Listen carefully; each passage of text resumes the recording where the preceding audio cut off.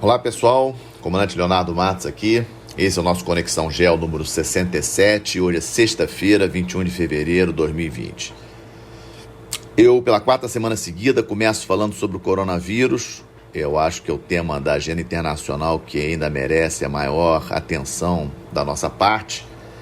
E falando de coronavírus, atualizando os números para vocês, em linhas gerais, o governo chinês tem dado assim, sinais de otimismo em relação ao controle do coronavírus, mas os números, para vocês terem uma ideia, em relação ao nosso último Conexão Gel da sexta-feira passada, na sexta-feira passada nós tínhamos 1.486 mortes e hoje 2.250. E em termos de casos, subiu de 65 mil para 77 mil casos no mundo todo. Nesses últimos dias, a preocupação é que em alguns países, especialmente Coreia do Sul, Japão, os casos aumentaram, né? E as estatísticas até estão colocando de lado aquele Diamond Princess, aquele navio que está em quarentena lá no Japão, que os casos são muito elevados. Eu acho até que por pressão japonesa com relação à imagem do Japão, né? Os números japoneses estavam muito altos em função dos casos no navio. O navio ainda está em quarentena, os americanos foram retirados lá de dentro do navio, mas ainda tem muita gente lá, 2 mortes já de passageiros, todos os 2 passageiros que morreram com idades já avançadas.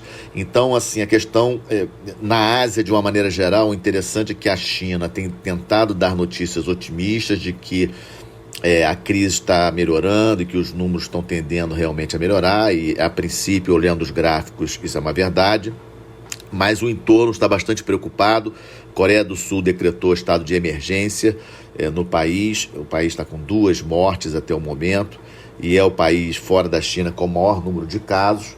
Então, além disso, eu chamo a atenção, como comentei já nos últimos 2 podcasts, de que até o momento a América Central, a América do Sul, sem casos, o que é muito bom. Na África, apenas um caso, que é o Egito, mas relembro que provavelmente, especialmente na África, onde temos muitos trabalhadores chineses envolvidos em vários projetos de infraestrutura pela África, eu acredito que os números lá, na verdade, já sejam maiores. Apenas não foram ainda detectados como coronavírus, até pela situação do país em termos assim, de recursos para detectar que os casos que estão aparecendo na África são casos relacionados ao coronavírus. Então, sem sombra de dúvida, muitos eventos cancelados pelo mundo todo.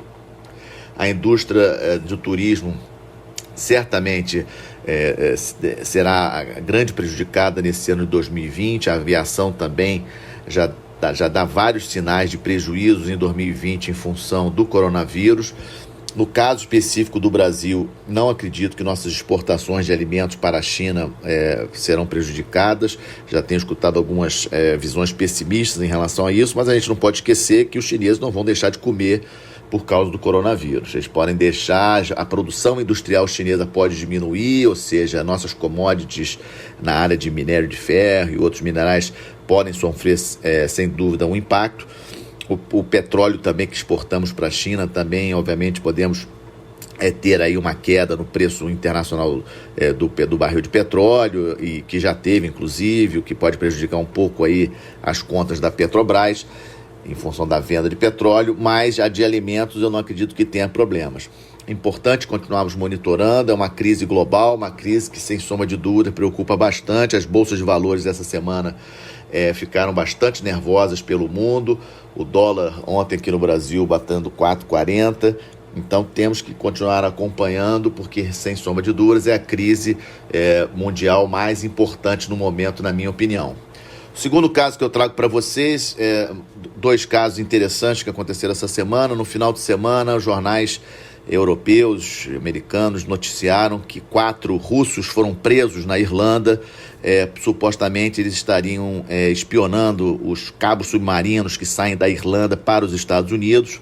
Aqui um detalhe importante, não sei se todos sabem, mas os cabos submarinos, eles são aquilo que nós nos acostumamos a escutar, que as comunicações mundiais são via satélites. Isso está errado, as comunicações mundiais são via cabos submarinos. quase 98%, 99% de toda a transmissão de dados no mundo todo é feita por cabos submarinos e não por satélites. E aí esses 4 russos foram presos na Irlanda, em alguns jornais, inclusive informando que eles são do serviço de inteligência militar russa, etc. Isso chamou bastante atenção.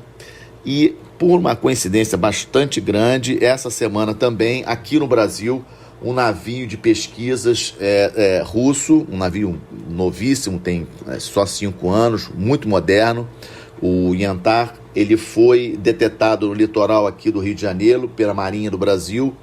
E esse navio, muitos países chamam ele de navio espião, tem vários equipamentos de alta tecnologia a bordo, inclusive com capacidade de monitorar as comunicações de dados por cabos submarinos, né? O Yantar foi utilizado, a Rússia ofereceu, e o navio participou das operações de busca daquele submarino argentino, né, que afundou em 2018. Então, assim, o Yantar já é conhecido. Se os senhores entrarem na internet com o nome do navio, vão ver vários casos, Estados Unidos, Inglaterra. É um navio russo que circula o mundo todo e com alta capacidade aí de coleta de informações. Esse navio já atracou, está atracado no porto do Rio de Janeiro, com previsão de saída amanhã. E o que eu chamo a atenção de vocês, fazendo uma conexão desse caso do Yantar com aquele caso do vazamento do óleo, é mais uma vez a importância do nosso país ter o sistema de vigilância da Amazônia Azul, ou seja, das nossas águas jurisdicionais, em condições de detetarmos esses navios, mesmo que eles não queiram ser detetados. Explico. Os navios possuem um sisteminha que eles ligam ou não, e esse sisteminha permite aos países litorâneos saber que aquele navio é aquele navio, onde ele está, até por questões de salvamento, no caso de emergência, alguma coisa.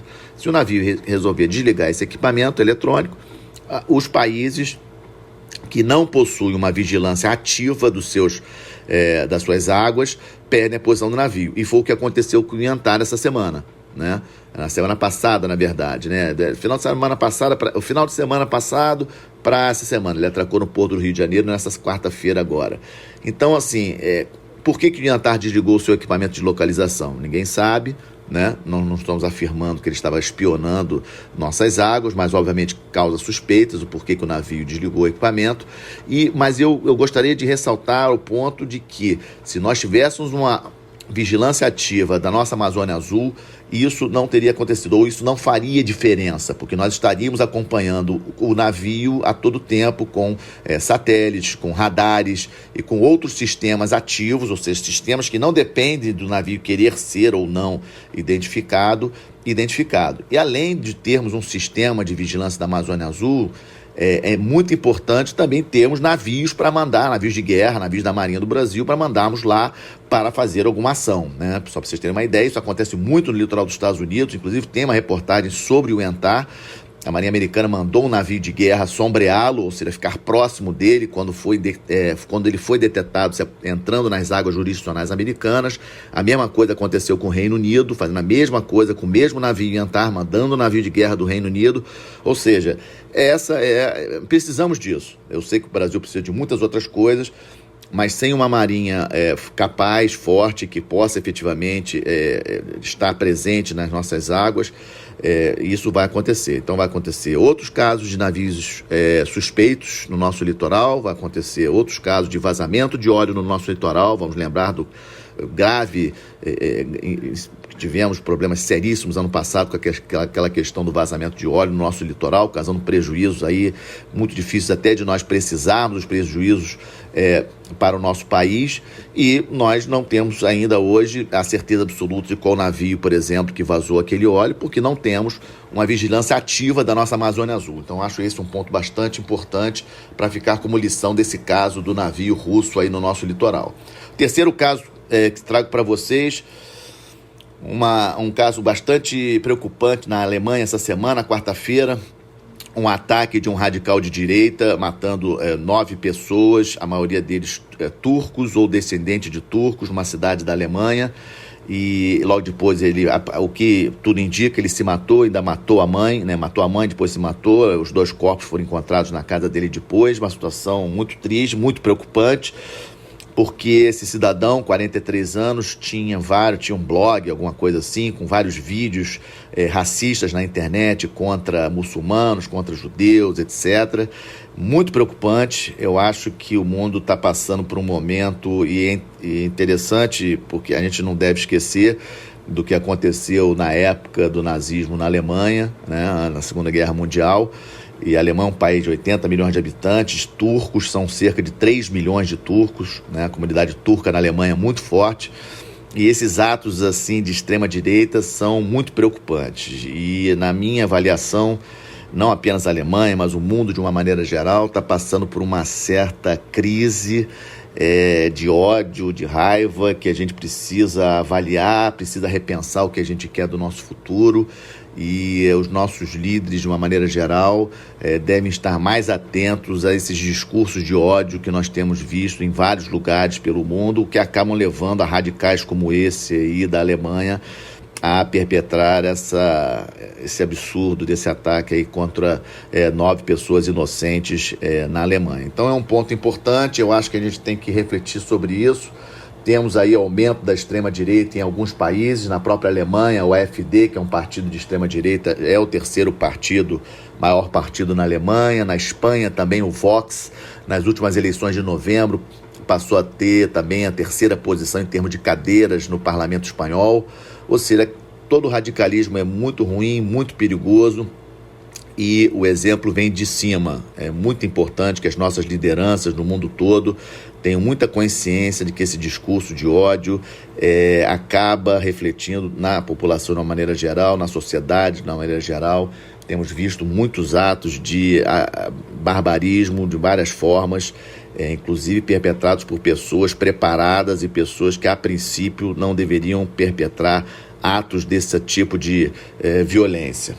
Estamos de olho, obviamente, nossa quarta sessão aqui do nosso Conexão Gel, estamos de olho nas eleições americanas, como eu já tinha falado no último podcast. O Bloomberg está surgindo aí forte, já é o segundo colocado nas pesquisas.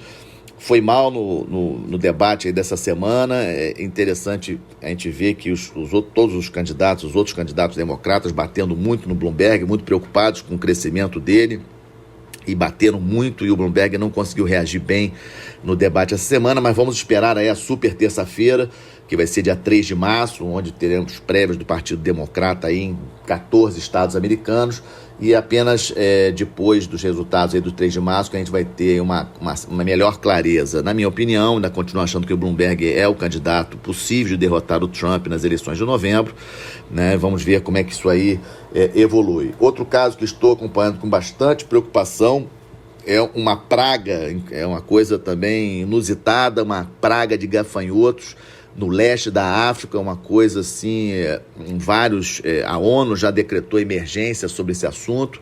5 países da África Oriental, o mais importante deles é a Etiópia, com mais de 100 milhões de habitantes.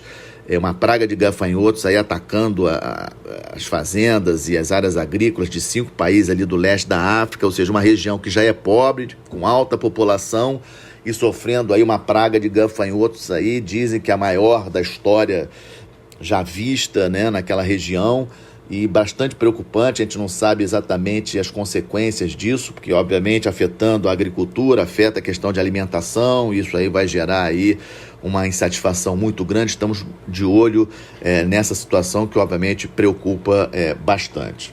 Então esse foi o nosso Conexão Gel número 66, desejo a todos um bom final de semana, uma boa semana. Lembrando a todos que todos os nossos podcasts estão disponíveis na nossa página no YouTube e também em outras plataformas de podcast como o Spotify. Obrigado, até a próxima sexta-feira.